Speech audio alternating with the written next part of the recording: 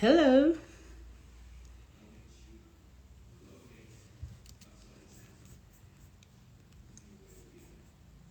Hello. Good evening. Oluwaseomomi, Roses Clinic, thank you for joining. Good evening. Thank you for joining me.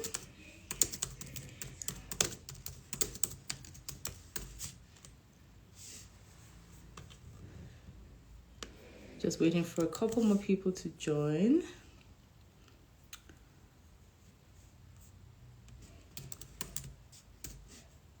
And I actually have some people in particular that I actually need to join this live because it's their questions I will be responding to. Onojite, thank you. Hi, how are you? Thanks for joining. Let me open up my notes where I wrote their questions. Yeah. Thank you for joining. Hi.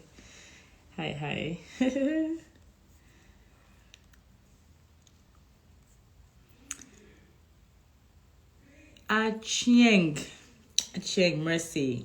Thank you for joining. Thank you. Welcome to another edition of MummyMo Speaks. I know I haven't done one in like forever. Yeah, content. Is it content creating or content managing? It's work. It really is work. But thank you for joining. I'll just wait like 2 more minutes for people to join us. Evu Soge, thank you for joining. You're welcome. Random Karen 5, you're welcome. You are so very welcome to another edition of MummyMo Speaks. We just want to wait a few more minutes for more people to join us. Hello. And then I will go into the questions that I have been sent. So these were sent to my DM by moms with kids who are going through some issues, and they wanted me to help them out. So I said, okay, since I think they sent it today or thereabout. So I'll just address it during the live. Hello, Falafayo. Thank you for joining. Thank you. So, yeah. Adewumi Oluwatoni, you sent a request to be in my live. This is not really one of those lives where I have people on unless it's absolutely necessary. For example, unless I have any of the moms who ask me questions come on, and I need more questions from them like ASAP, then I would invite them to join the live so that I can get my information out of them and I can teach everyone based on that. Okay? But anyways, 8:33 now on my end. So let me just go right into it because MummyMo Speaks is not supposed to be something really protracted. It's supposed to be short and straight to the point. I have your questions. I answer them. I help you as much as I can. Okay? These are real life questions from real moms like yourselves. So the probability that other moms are going through this is very high. So once I'm able to address one person, I've already addressed a couple of people as well. All right. So I'll start with the first one I got from I Love It Casual. That's her Instagram name. And she says, "Good evening, ma'am. Please, I have a bunch of Cantu products, but I don't know how to use them. My daughter's hair is not growing, plus her hair is very soft and very light. Now, I would have loved I Love It Casual to be on here. I told her to tune in case I needed to ask more questions. I can't really go all out in the DM. I can't really provide a lot of information in the DM. All right. Either I answer it on here live, and it takes me a couple of minutes to explain what it is I need to explain, or the person books a session with me. right? Which is why I told her that I would address it on here, and I wanted her to tune in. So in case I needed to ask her more questions, and I'll just ask. But anyway, based on the information she's given me, she has cancer products, so she has hair products. She doesn't know how to use them, right? Her daughter's hair is not growing, and her hair is very soft and very light. So I have a few pieces of information. Her daughter's hair is not growing. My interpretation of that is her daughter's hair is not retaining length. There is nothing like your daughter's hair is not growing unless your daughter has an underlying illness that is preventing hair growth from her scalp. Everybody needs to know that, and everybody needs to understand that. So I know a lot of moms say the hair is not growing, the hair is not growing, the hair is not growing because they are not seeing an increase in length. It's a misconception, okay? Hair is growing. What is happening is that length is not being retained. Something is breaking off the hair.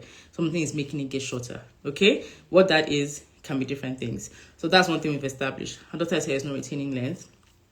Her daughter's hair is very soft and light. So her daughter's hair texture is fine. Might be sparse. So daughter may not have like very full hair, a lot of hair follicles. Another thing is that she has products, so she knows she needs products, so she's bought products.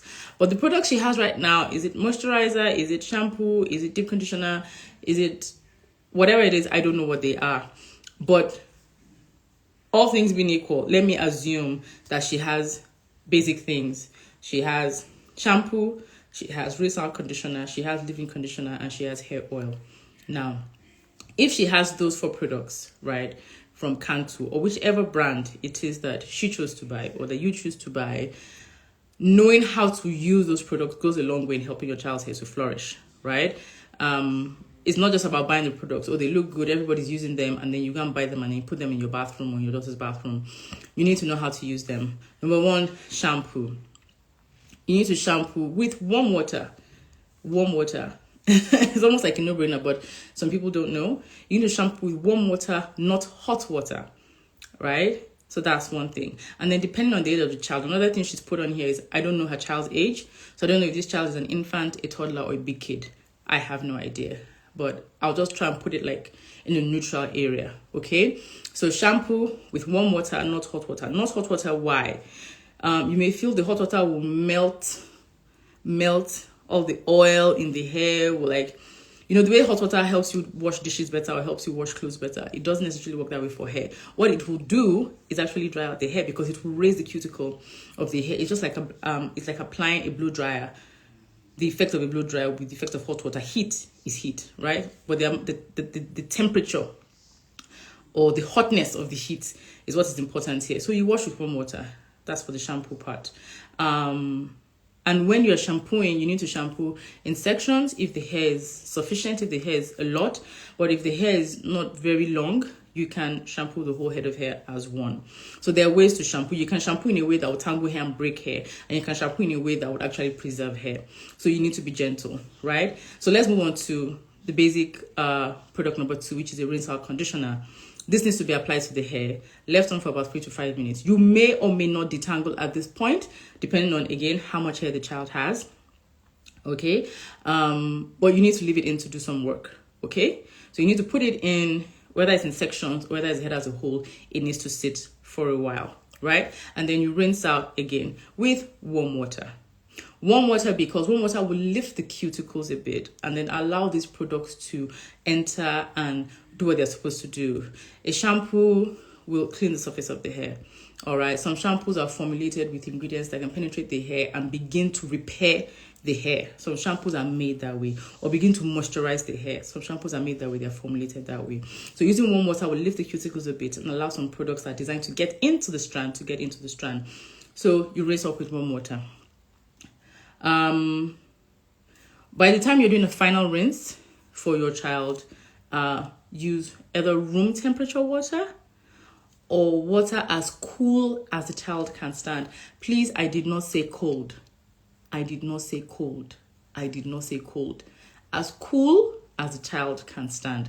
That's what I do with my kids. The final rinse, I need to reduce the temperature of the water because I want the hair, the cuticles of the hair strands to lay down again and kind of like trap all the things that have gone in the process of shampoo and conditioning. All right, so you do that. Basic product number 3 is a leave-in conditioner. So after you've done all that, you've done the washing, you've done the conditioning, you've done the final rinse with cool water or lukewarm water, you want to apply a moisturizer, which is your leave-in conditioner. Savory Food Treats, thank you for joining. True Docade, thank you for joining. Chris Melvalley, my colleague on something we did a few years ago, thank you for joining. Holly Beauty, thank you for joining. Those are names I can see right now. You need to apply a leave-in conditioner, which is your moisturizer. You apply this either in sections again or the whole head of hair if the child like is an infant and has like just a small afro, right? Now, you're working in sections because if you do not do that and the hair is a lot, you are going to tangle the hair and you are not going to have the patience to detangle the hair. So it's better to keep to keep the strands as separated as you possibly can, as much as you possibly can throughout the entire wash day. All right, so leave-in conditioner, apply in sections, and don't use too much. You don't need so much. You just need like it would actually depend on the volume. But like I said, the lady didn't give me a lot of information, so I'm trying to keep it as neutral as I can. So after applying the leave-in conditioner, you could allow the hair to air dry a little, not to be completely dry, and then you go in with hair oil. So that will be a wash day process for her, right? Whether it's every week or whether it's every 2 weeks, whenever the child's wash day comes up, that is the order in which she should apply the products and how she should apply the products, right?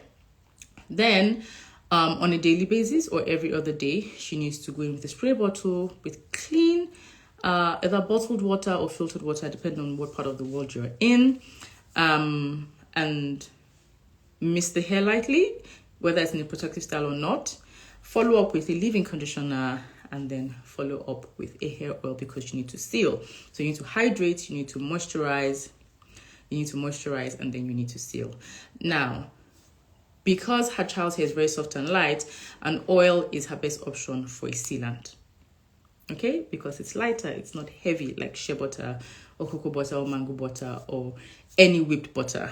It's lighter, all right, apart from something like castor oil, which you will have to dilute if you want to use, right? So because her child's hair is soft and light, an oil is the best sealant of choice for her. Because her child's hair is not retaining length, she needs to be careful about styling. Protective styling will be her best bet, and loose styles. And then she might need to do a trim at some point. Like I said, I don't know the age of the child. I don't know how long the child's hair is. But these are just general pointers to retaining length. All right? So let me go to the second person. Mrs. O. So Mrs. O says, "Hi, Mama. Please help. I noticed small bumps on my baby's scalp. She's 6 months old. I was told to stop using rubber bands for her, but her hair is still small." So I don't have a picture of this. This is just a question that was sent to me for help. I would say that the small bumps could be tension bumps because she has mentioned that she was told to stop using rubber bands. So I'm assuming that her style of choice for her 6-month-old at the moment are the little puffs you do with rubber bands, right? But this is not working for her, definitely. The tension from the rubber bands pulling on the child's hair, on the child's hair follicles, are causing tension bumps. Now, those tension bumps, if they persist over time, you continue to style hair and you continue to have that, you will rip out hair from the follicle, which is where hair goes out of on the scalp, and then your child becomes a prime candidate for traction alopecia. Traction alopecia is hair loss that results from too much tension on the hair follicle. So if you pull it out of the follicle forcefully, it may not feel like, oh, you just yanked it out, but over time, because the hair follicle is so small, your child may not even feel the pain of the hair being pulled out of the follicle, but that tension is very real. Okay, and it has consequences. So first, whoever advised her to stop using rubber bands for her child's hair is doing her a favor, so she needs to stop that. But I think her issue is styling. So if your child's hair is, she said her hair is small, so my interpretation of that is her hair is short, it's not very long.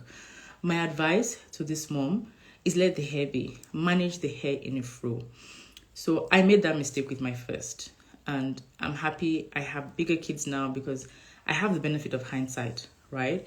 With my first, just like every mother who has a girl child, you can hardly wait to start styling. You want to put the rubber bands, you want to put the hair clips, you just want to beautify that scalp, whether there's hair on it or not. I know a lot of us are guilty. If you're guilty of this, just you can put up your hand. We're all in this together. So I made that mistake with my first. By the time I had my second, I knew that I did not have to style her hair until it became unmanageable in an afro, right? So you can manage your child's hair in an afro. You just need to have the right products and techniques in place. All right. Guilty. Yeah, I've been guilty of that as well. So a lot of moms don't know, but you just need to take a step back. You don't need to start styling your baby's hair from when she's 2 months old, 3 months old, 4 months old, 5 months old. For my second, I did not start styling until I do me. You see, well there. I didn't start styling her hair until she was over 9 months. And this is because by the time she was 9 months old, despite the fact that the bald patch at the back of her hair hadn't filled out, the rest of her hair was so full that having to go through it every day when grooming her was becoming uneasy, was becoming challenging. Please share techniques. We have arrived at the manageable stage. Okay, I will. AJ Mary. Yeah, so a lot of us are guilty. We're always in this hurry to start styling, and it's actually very, very unnecessary. So, so Mrs. O, please stop using the rubber bands. Let us manage your child's hair in a fro. So if your child's hair is in a fro and it's full, it's a bit full, but doesn't have length, first, you need to have all the right products in place. You need a shampoo to wash what you need to wash. You need a rinse out conditioner to condition the hair and begin to soften the hair. You need a leave-in conditioner, and then you need a hair oil. And if your child's hair is very, very thick, a hair butter, right? Kid-approved hair butter. There's some hair butters that are not meant for kids because of maybe essential oils in them, or there's some very potent herbs in them, all right? So just keep it simple. And then if your child's hair, to manage with these products, you need certain tools. The kind of comb you are using. You know, it's been a while since I had a baby. It's a very long time since I had a baby. But when I did have babies, you would find that if it wasn't you who bought it, someone else gifted it to you. There are all these grooming kits that come with comb, they come with brush. If you know what I'm talking about, please put up your hand. They come with a comb, they come with a brush. Some come with a nail cutter, some come with nail scissors, some come with this what do you call it? This syringe type. No, it's not syringe. This like pumpable squirter type thing that they used to suck out mucus from children's noses. A lot of moms, maybe first time moms, a lot of first time moms get these sets, and in these sets come with combs, and these combs, I don't have any comb like that in my house, right? Have very narrow teeth, so the comb, the teeth of the comb are like all together. And then when your child is 1 month old, it will still comb the child's hair, because at that age, your child's hair is not kinky, right? It's not very coily, so it's still doing like mixed race type of hair. So the comb will still pass through because there's relative straightness in that child's hair. But as the child is increasing in age, the hair texture, the hair pattern is changing. And you cannot continue to use that comb to comb that child's hair at 6 months. The comb you use at 1 month, you most likely will not be able to use it at 6 months for a lot of babies, majority of babies. Some babies will still have very, very fine scanty hair, even up to the age of 6 months or even 8 months or 9 months, right? But for majority of African babies, that comb, you can't use it. So just drop that one. That one will not even help you manage the hair, right? So you need to get a comb that is wider, the teeth are wider. Not a very big wide tooth comb that I, an adult, would use, but something in between. So the thing is, you have to tailor the tools to the hair in question. That first baby comb that came with that baby set that somebody gifted you at the naming ceremony or at the christening, it cannot work at this unmanageable stage, all right? So you need to just chuck that away. You need to get something that is bigger, right? And if you go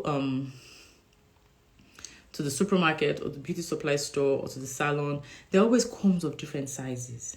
So you just need to find the one that still passes through your child's hair relatively easily, because pushing a comb that cannot pass through easily is frustrating both for you and for your child. And the child's already associating grooming time, getting ready with pain, which you don't want, right? So you need a comb that is not too narrow and is not too wide. And then when you get to the unmanageable stage, right, or just before you get to that stage, ideally, you shouldn't be combing the hair as one. You're not Caucasian, you are not Asian, and neither is your baby. So you shouldn't take a comb and put it in here at the root and expect it will pass through all the way to the end. It's a recipe for disaster. So it doesn't work that way. If you get to that point where the hair is just beginning to get unmanageable, you need to comb the hair in sections, even though you are still maintaining the child's hair in a fro. You just need to take your time. I mean, anybody that's taking care of a baby, I'm not sure you should be in too much of a hurry because we will be there. You shouldn't be in too much of a hurry. So you can start from the back and start with a small section of hair. Make sure you've hydrated the hair. Put some mist, some hair mist, a kid's hair mist, or just clean water.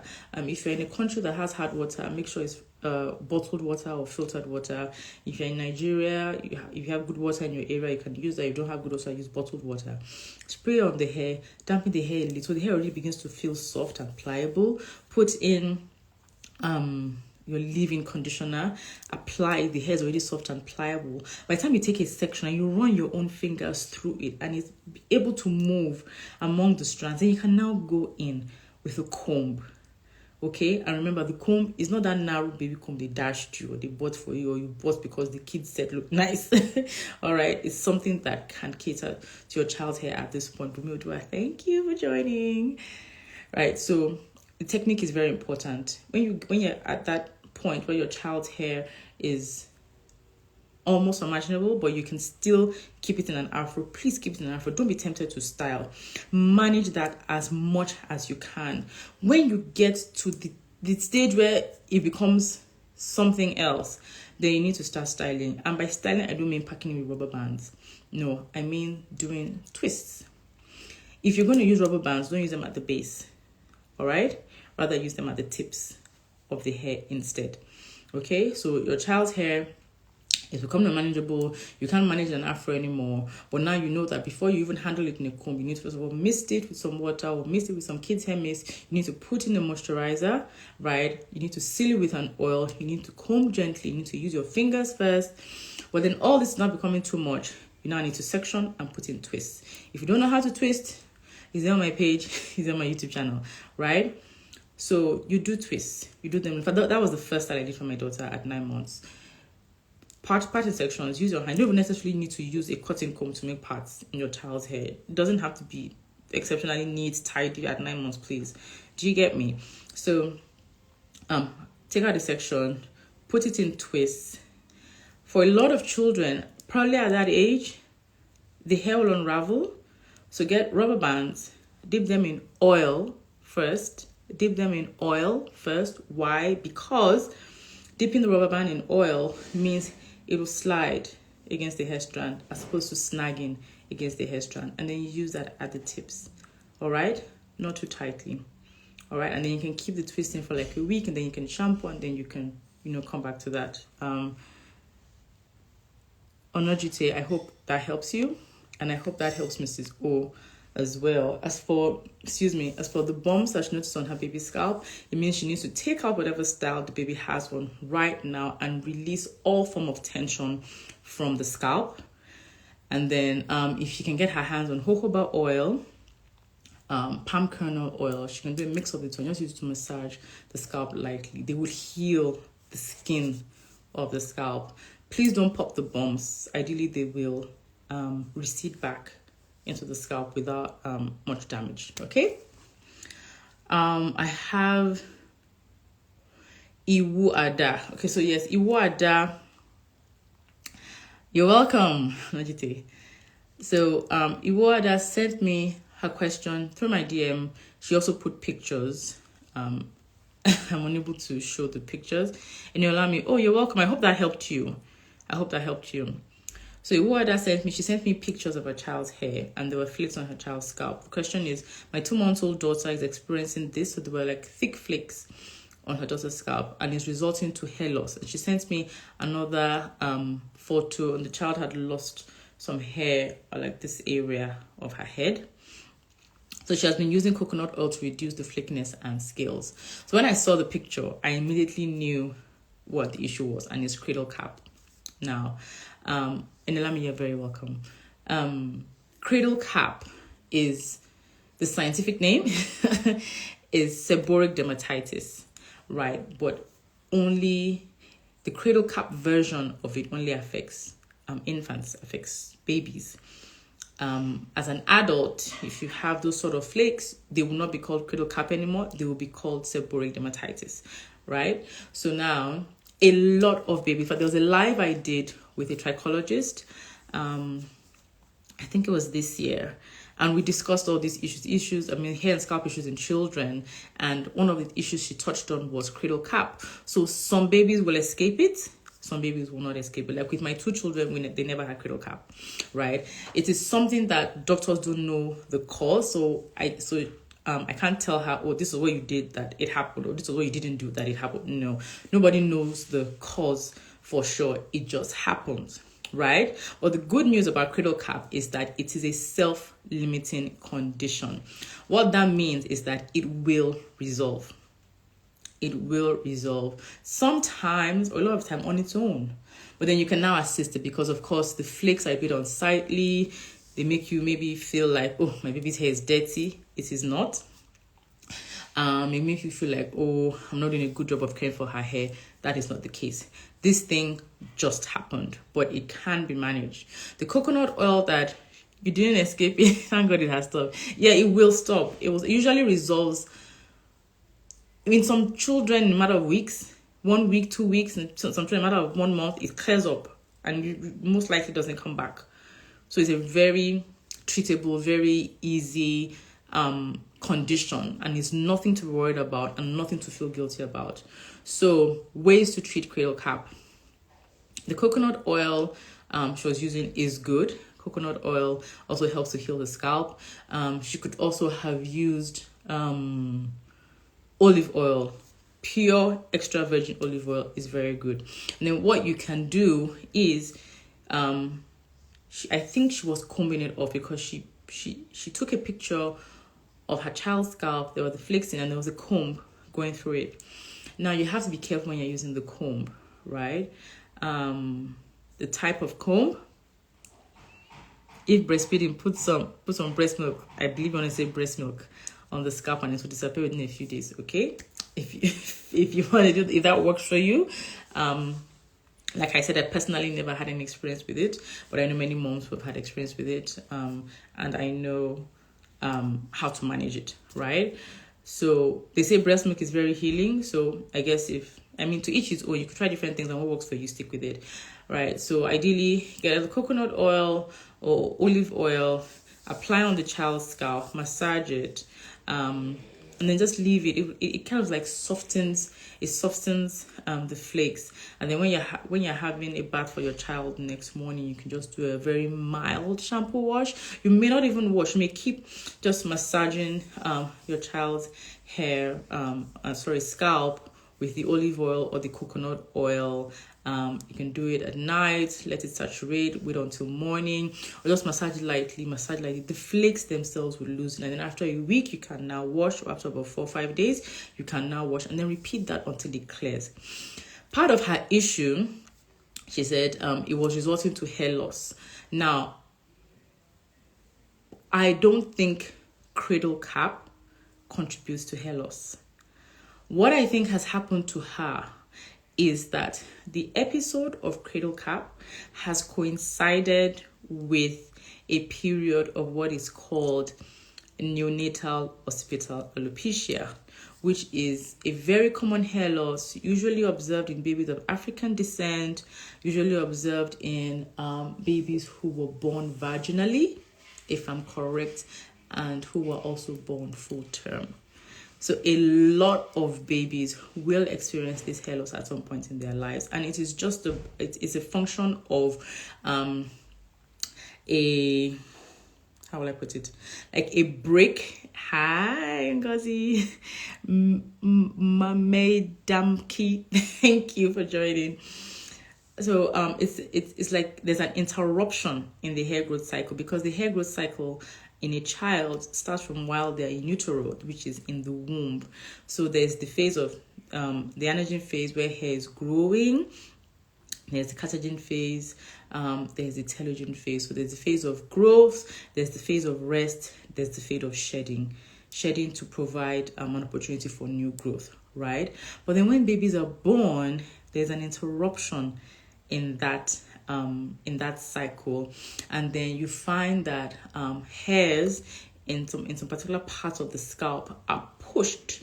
Instead of maybe being in the growing phase, they are now pushed into like the catagen phase, so they begin to rest, and the resting phase just precedes the shedding phase. So immediately babies are born, I hope I'm even getting this right, the hair growth cycle, hairs in some parts of the scalp are pushed into the resting phase. Then what happens after babies are born is that maybe 2 months after they're born, and it varies across babies, 2 months, 3 months, could be 4 months, 5 months, 6 months after a baby is born, all those hairs where the growth phase was interrupted and are pushed into resting phase, they begin to shed, because automatically after resting phase is shedding phase, and all this hair falls out.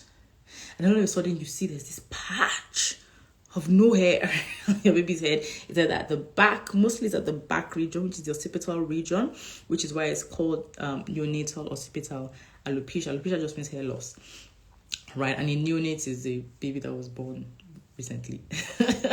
So that is why you see a lot of babies with these bald patches, some mostly at the back of their head.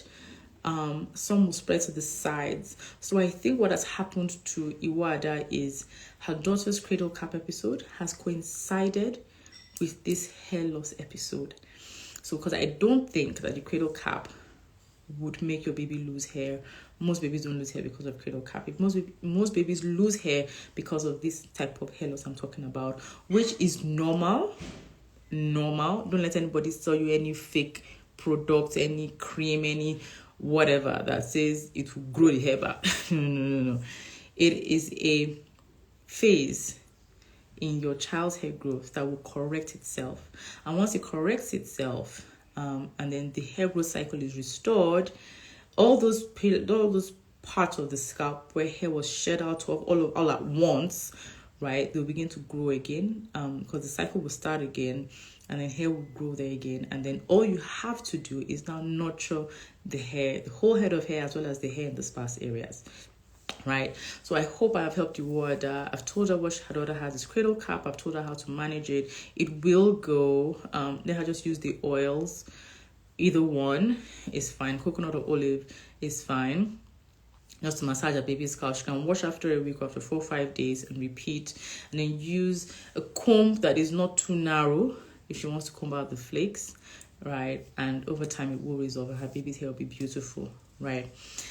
Then there was a lady, Olatoke, and in fact I need to go to our chat because I told her I would address it on the MummyMo Speaks.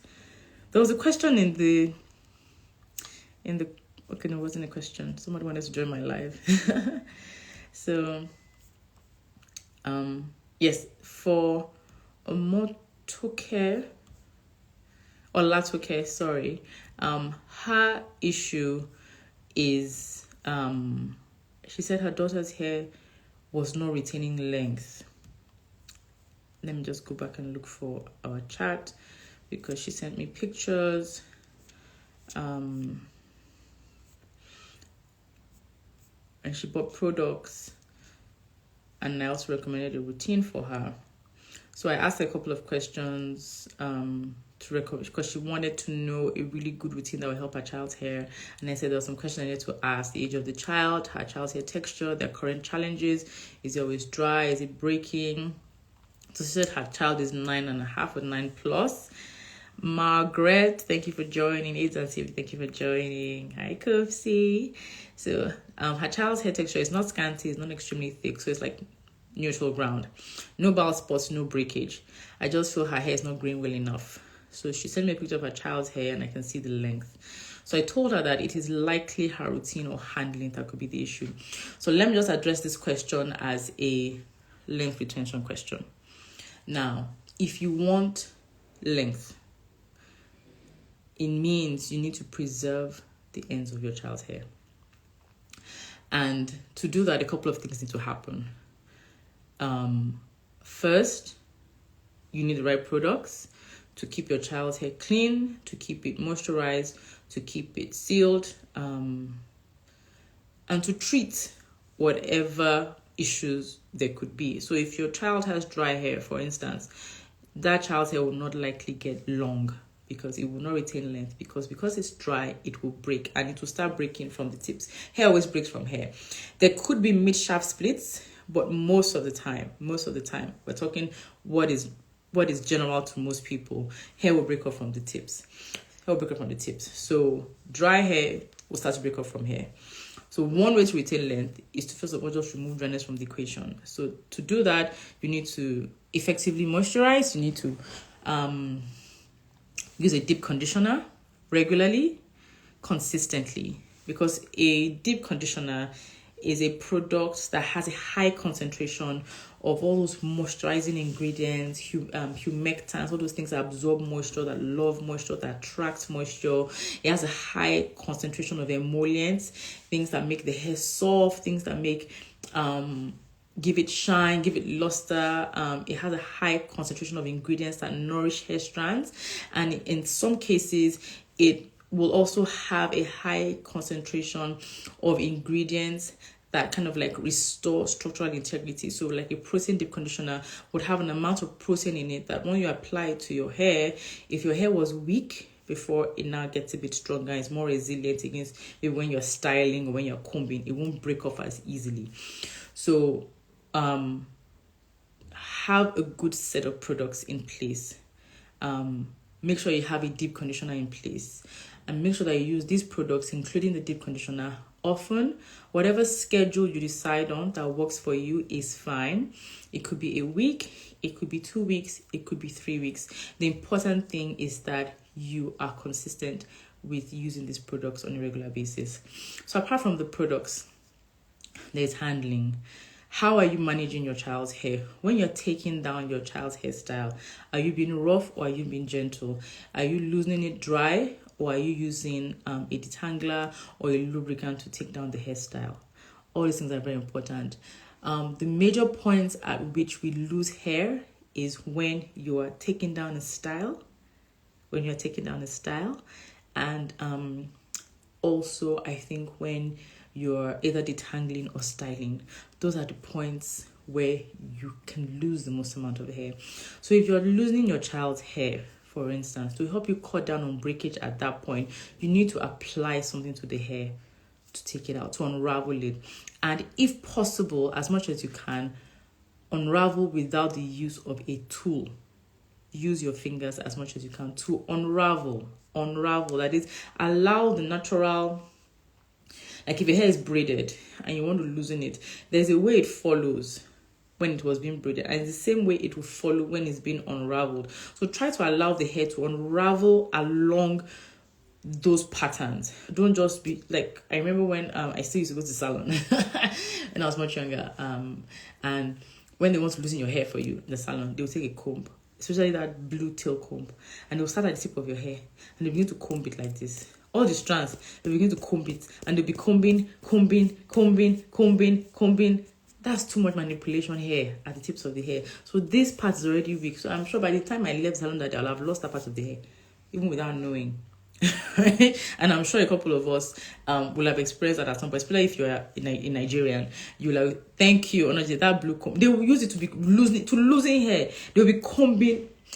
They'll be loosening, which is actually not ideal when you are all about retaining as much hair as possible. What you want to do is unravel hair. You don't want to use a comb and be combing out the hair, be combing until you get to the roots, and then by then you just run the comb. Woo! No. That one doesn't help you. That only takes you back. So what you need to do is unravel, apply a product. It can be an oil, it can be a conditioner, or it can be a detangling product. There are some companies that make detanglers, and you apply it to the hair, whether it's a braid, it's a twist, it's a weave, you apply it, and then you unravel with your fingers. Try as much as possible not to use a tool. If the hair is too tiny, if it was styled too tiny, you would be forced to use a tool. But then I think at that point, you should use the tool to the point where you can now unravel with your hands, right? So that's a great way to retain length. That's one way to retain length. In the loosening stage, when you're unraveling hair, when you're taking down a hairstyle, if you keep as much hair on, it helps, right? Because imagine if you lose hair when you lose hair when you're losing the hair, you lose hair when you're shampooing the hair, you lose hair when you're detangling the hair, you lose hair when you're styling the hair. Is there still hair remaining on the head? So at each stage, you want to be mindful, right? So at loosening, make sure you're using a product that softens the hair and allows you to unravel. So make sure you unravel. After you unravel, for all this thing is free session. After you unravel, you want to put the hair in sections, especially if the hair has volume. So as you unravel, you smooth through a bit, you put it in a twist. You unravel, put in a twist. You unravel, put in a twist. Right? And then that prepares you for shampoo. And allow me, I'll come to your question. And then that prepares you for shampoo. When you want to shampoo, like I always go back to when I was younger.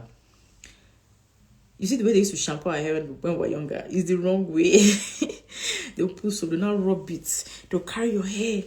They'll rub it like, especially, and there were adverts on TV or when women were washing their hair, and they would it was just all over, and they just do this and they do this and they do. It's completely wrong, especially for Afro textured hair.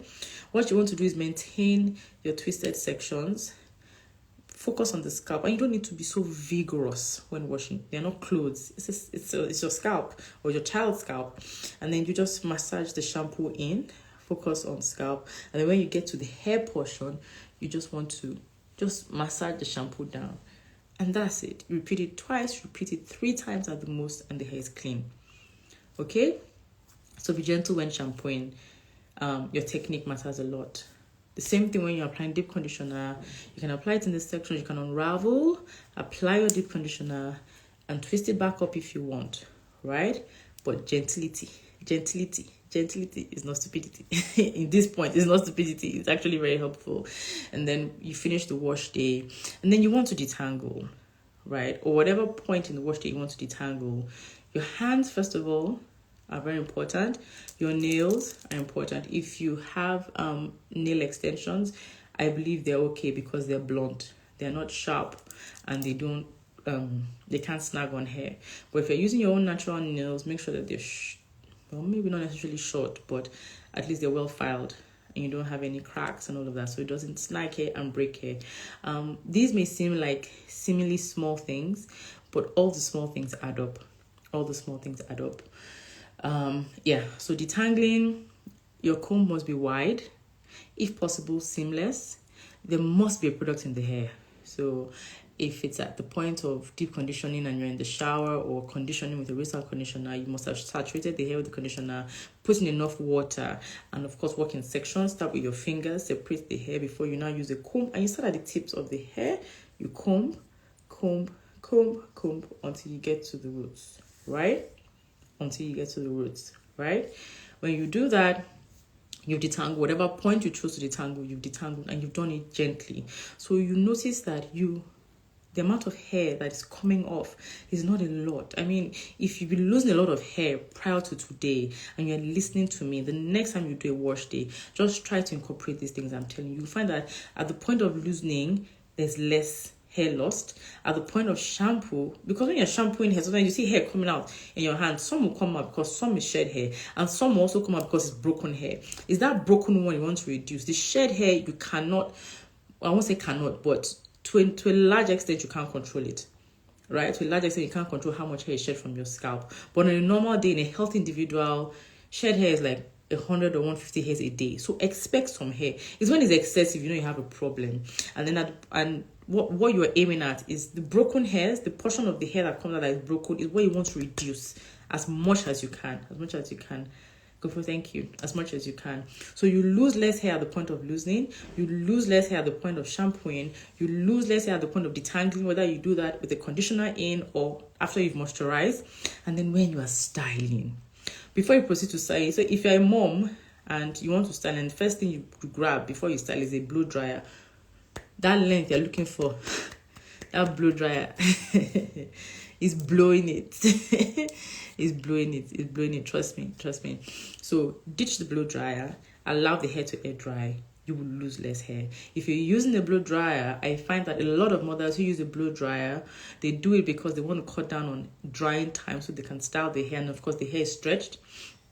But then what they don't know is that a lot of them are also not using heat protectants. So that heat you're applying is lifting the cuticle, it's causing heat damage, making the hair brittle. So the hair that you have dried is now a prime candidate for breaking.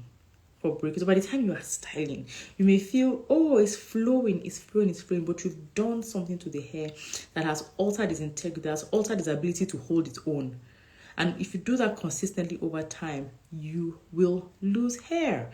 And you will come back and you will say, my child's hair is not growing, but the things you are doing are breaking off your child, because your child is not taking the scissors to her hair, right? It's the things you are doing or even not doing. So before you style, allow the hair to air dry as much as possible if you want. And you can also style hair damp. A lot of good natural hair salons these days, they can style your hair damp. They style it while it's damp, they apply the products, and they leave you to go on your merry way, and your hair air dries in the style. Absolutely nothing wrong. It's actually better for your hair, your natural hair, your child's natural hair, to air dry instead of using a blow dryer. So if you eliminate a blow dryer, you also lose less hair. You get to the point of styling. Because the hair is detangled, styling should be relatively easy. But then the style you are doing, the comb you are using, it goes a long way. Are you doing a very tiny style? You do a very tiny style. Oh, I want it to be plenty and to last long. So the hair, I won't have to come and do hair again another 4 or 5 weeks. You make tiny hair.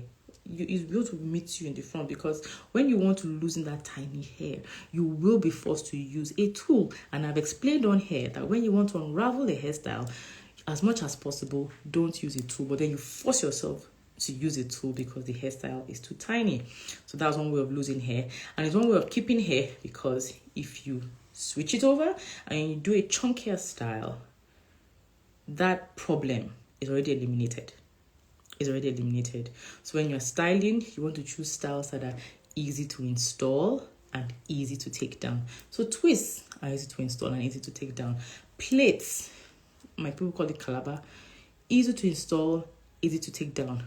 Don't make it too tiny. Weaving, cornrows, the same thing. Didi is also good, just don't make it too tiny. And if you are the one making your child's hair, be careful. When you're weaving hair, especially if you're weaving, you go in and then you come out again and then you drag.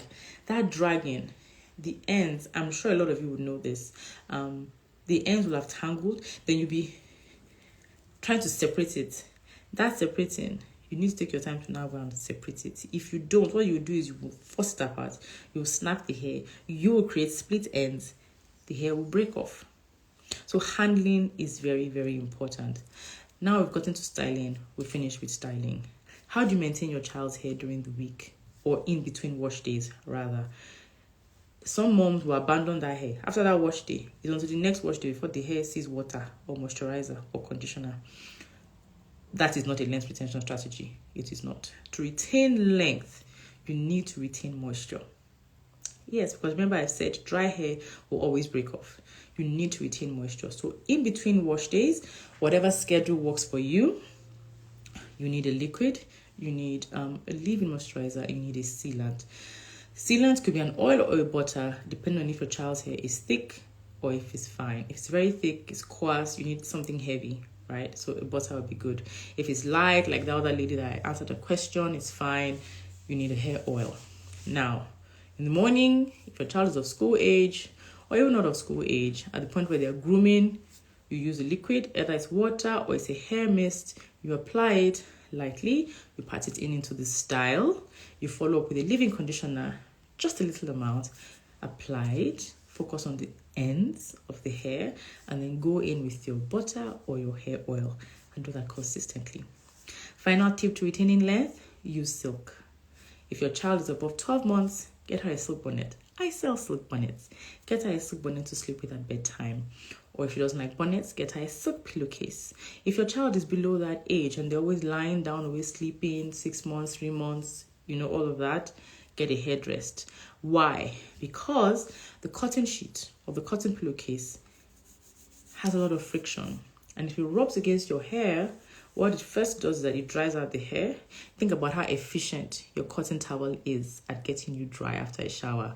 It is that efficient. So the cotton sheet or the cotton pillowcase will also be efficient to dry out your child's hair. Yes, it will draw out moisture. 2, because it's such a harsh material, it will rub against hair strands. That friction will break off hair strands. You may not know it, but hair breaks off so easily without you being aware. So while you sleep, you can lose hair. While your child sleeps, you can lose hair. So that's my final length retention tip. Use silk. Silk bonnet, silk scarf, silk pillowcase, silk headrest. So that even at night, while you sleep, you are protecting your hair from breaking. By the time you incorporate all these tips from the beginning of the wash day to the end of the wash day and in between wash days, you will find that over time, you will lose less hair. And in fact, one more thing, trimming. You need to trim. If you've not trimmed your child's hair in the last 4-5 months, just go and trim it. If you don't know how to trim, go to a salon. I'm here to do a trimming video because I have to wait for our next trimming point. And once I get to that, once I feel it's time to trim my daughter's hair, I will do a video and I'll put it up that this is how I trim. And I try to trim without heat. As much as possible, I don't use heat, like direct heat on my children's hair. I think the last time I maybe even blew out their hair was last year, and maybe over a year ago, right? You need to trim. Why? Because if you've not been handling your child's hair well, there are obviously split ends. And if you leave split ends unchecked, the split ends continue to travel. So imagine a hair strand is supposed to be like this, right? But then it's now split. So you can just see just a little split there. If you cut it off here, you have taken care of that split. But if you leave split ends unchecked, what will happen is the hair will continue to split, all the way down the shaft. But if you're able to nip off the split point, then you have the intact hair strand. I hope this is very helpful for you. If it is, let me know. Right, so you need to do that. If you don't know how to recognize when your child's hair needs trimming, go to a salon. Or if you're very observant, you'll notice that the ends are knotting. They have a lot of knots. You will notice that if you comb out the hair properly, you find out that the ends are a bit transparent. They're kind of see-through. And then the other part of the hair is full. Then you need to get rid of that part, right? So trimming is very helpful. It will not help to grow your hair or grow your child's hair because growth happens from hair. But what it does is that it helps you to preserve your child's length. I know a lot of mothers don't trim their children's hair a lot. And for some, that could be the singular reason why their child's hair is not retaining length, because it is continuing to split and break off. But if you're able to cut off damaged ends, cut off old ends, cut off split ends in time, what you will notice is that the hair gets longer and longer and longer. It's impossible, totally and absolutely impossible for you not to lose any hair at all. There's some measure of loss. In this life, there's no gain without pain, as they say. You will lose some, but then what you're losing, you can keep it at the barest minimum so that you have long hair. Your child has long hair, right? Ngozi, amazing. Yes, please, you need to add moisture during the week. It helps the overall goal of keeping the hair healthy, and also helps the aesthetic goal of getting the hair to be long. It's actually very helpful. I love it casual. How are you? I answered your question. I answered your question, or I tried my best to answer your question. I explained how to use shampoo, rinse out conditioner, leave-in conditioner, hair oil, and said hair oil must be suitable for your child because your child hair is very soft and light. And the tips I just mentioned now will help because you say your child's hair is not growing, and I mentioned that that's actually a misconception. It's not that your child's hair is not growing, it's that you are not preserving the length. You're not preserving the length, or you're not retaining the length. And what I just discussed now helps you to retain length, irrespective of your hair care routine. So don't worry, you can when I put it up, you can listen to the beginning part and then also listen to this last part I just explained, because I give a lot of tips for how you can preserve your child's hair length, right from the beginning of the wash day even to in between wash days. There's a question, and that'll be the last question I'm taking. Ngozi says, worried her hair is thin. What can I do, and which of your products can I use? Okay, so if your child's hair is thin, the first thing to ask yourself is, has it always been thin? Because even adults will say, oh, my hair is not full, I want it to be full. And a good question to ask is to start at the beginning, to start at, has it always been full or not? So, because I need you to answer that question, has your child's hair always been thin, or was it fuller before and now it's thinner? Right? Because I ask because some people are born, like everybody is born with a particular number of hair follicles. That is where hair grows out of. Just a wild guess. Some people could have 1 million, some people could have 1.5 million, some people could have 5 million. But all of this is genetically determined. You can't alter it, right? So if somebody is born with 5 million hair follicles, and another person is born with 1.5 million hair follicles, it's possible that the person that has 5 million hair follicles will have full hair, and another person has, well, we say thin, like not full hair. Okay? So if it has always been like that, then you need to accept that is how the hair, that is how much fullness her hair will have, although as she grows older, the texture may change. Yes, it's long. I actually have a family friend like that. In fact, my husband's cousins, her hair is like that. Her hair is not as full as mine. In fact, I can say maybe it's half the hair on my head that she has. But her hair is very long. It's very long. But there's nothing she can do about it, right? So what you can do for your child is keep your child's hair healthy. It's a different thing if it was full before and is now thin. Then something happened between point A and point B, and then that's what we need to address. Okay? But since nothing has happened between point A and point B, she hasn't always had full hair, which means we just, okay, this is who we are. It's like, okay, the color of my skin, right? This is the color of my skin. And I will just continue to take care of it. I will clean it, which means I will have a bath. I will moisturize it. I will oil it. I will put clothes over it. I will take care of it.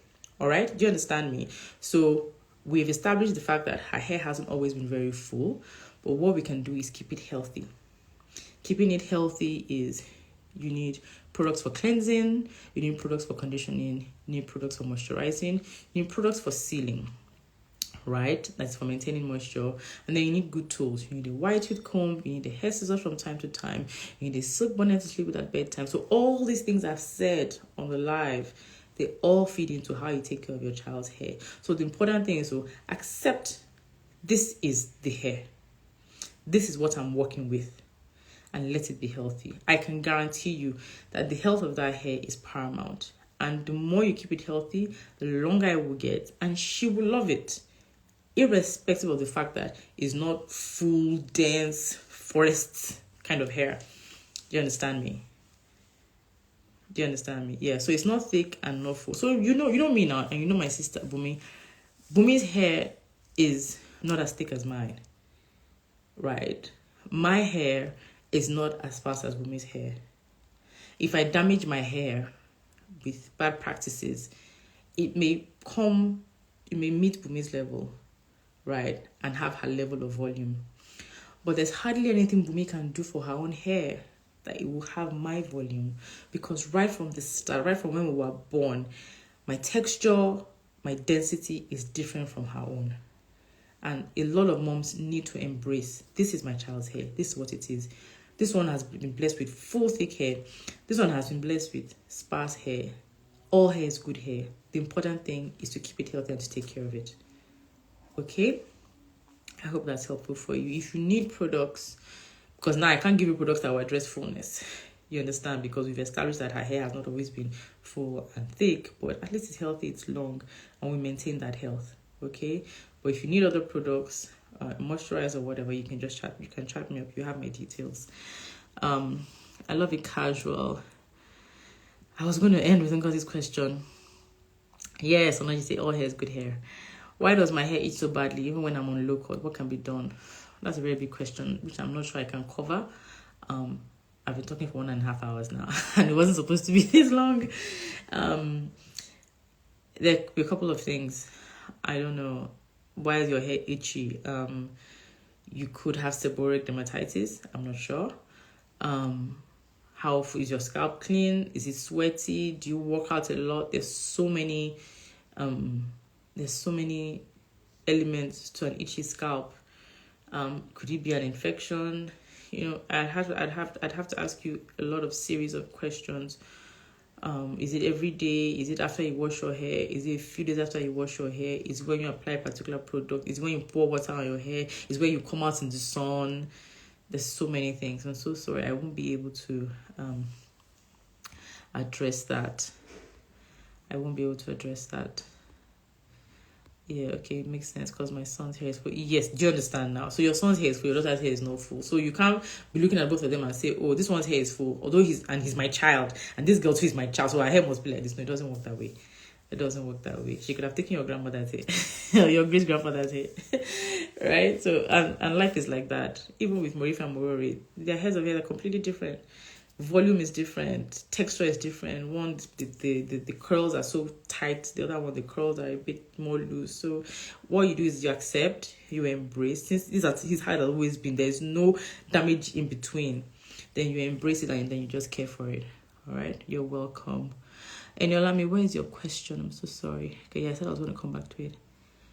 Somebody said it's leave-in conditioner, same as moisturizer. Yes, and it's leave-in, LEAVE-IN, leave-in conditioners. Yes, it's same as moisturizer. And yes. Can I use a leave-in conditioner for 6 months old baby, and how often do I need to wash her hair? Yes, you can use a leave-in conditioner for a 6 months old baby as long as the product has been formulated for her age. There are some products that you could use, leave-in conditioners, rinse out conditioner, whatever it is, hair products that you can use from birth. Some people formulate their products to be mild enough that you can use all of their products right from day 0 or day 1.5 or day 0.5, right? And there are some you have to wait 3 months. There's some you have to wait 6 months.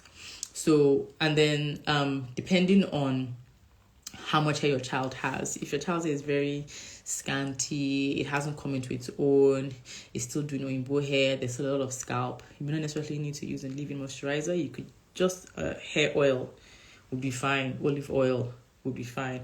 But if there's hair, I'm assuming there's hair, yes, you can use the leave-in conditioner. You can use it every day, a piece, like 2 or 3 pea sizes every day or every other day. And for a 6-month-old, I think you can wash her hair every week. That should be fine. Just make sure you're using mild stuff. For example, don't use your own shampoo for her. You understand? Use a kid's shampoo because kids' products are designed to be mild. They're manufactured that way. Okay? So make sure it's mild. You can even dilute the shampoo. Right? It doesn't have to be so foamy. And how much dirt does the baby have at the age of 6 months on their scalp? You understand? So can dilute the shampoo, just mild. Wash only once. A lot of us wash our baby's hair twice because they wash our own hair twice in the salon and we feel that's the way hair should be washed. No, you don't have to do that. You can just wash it once and you can dilute. Okay, so mild, yes, in your lamé, you can use a leave-in conditioner, and I've told you how often you can wash. Yamra, perfect. Mara Cruz you can use. Yeah, she's 6 months old, you can use. Definitely you can use. And she has very full hair. Oh, lovely. You're lucky. You're lucky. Chris Mel Valley. What can we use to dilute our castor oil? You didn't know you have to dilute. Okay, now you know castor oil. So for everybody on the call, castor oil is very heavy as an oil. It's so heavy, but it's also really good. Like for those who are even on the full hair kind of game, you can use stuff like castor oil. Excuse me, but it doesn't mean you'll make the hair fuller. Especially for children. In fact, Ngozi, what can even help, although it's only very marginally, is once you keep the hair moisturized, there will be a semblance of fullness, especially if you begin to use a deep conditioner if you've not been using one before, because Chris Mabel, I'll come to you, because when hair is moisturized, the hair strand is fatter. It's because it swells. Hair swells like a sponge. If a sponge is dry, you can imagine the size. If you not dip it in water, you see how it swells. That's how hair behaves. So if hair is dry, if someone has thin hair and the hair is dry, it may even look thinner. But by the time you moisturize often, by the time you deep condition often, the hair strand automatically becomes a little bit fatter because it is holding in moisture. So there will be some marginal fullness, some, but you won't get the kind of fullness that you're seeing on that person's head. You won't have that. So yes, Chris Mel Valley, you can dilute your castor oil with olive oil. You can do that. If you like coconut oil and you're not allergic, you can also dilute it with coconut oil. You just need to dilute it with a lighter carrier oil. You can also dilute it with something like almond oil. Right? So I've given you 3 options. You can dilute your castor oil with olive oil, you can dilute it with coconut oil, you can dilute it with almond oil. Yeah, they would all work perfectly. And let me blushing. I have come to the end. Oh my goodness, this took much longer than I thought it was going to be. But I sincerely hope that this was of value to you. I hope I've answered your questions. I hope I've set your minds at ease. I hope I've given you information you didn't have before. I just hope I've been able to help you. I should do this more often actually, so I can actually help more people. I will. I'll try to put it on the schedule. So this is what MummyMo Speaks is all about. So I'm like your agony aunt, and you need help, I help you out. All right. So, you're welcome. Thank you for joining. Thank you for sticking to the end. You're welcome, Wanajite Ngozi. You're welcome. You're welcome, ladies.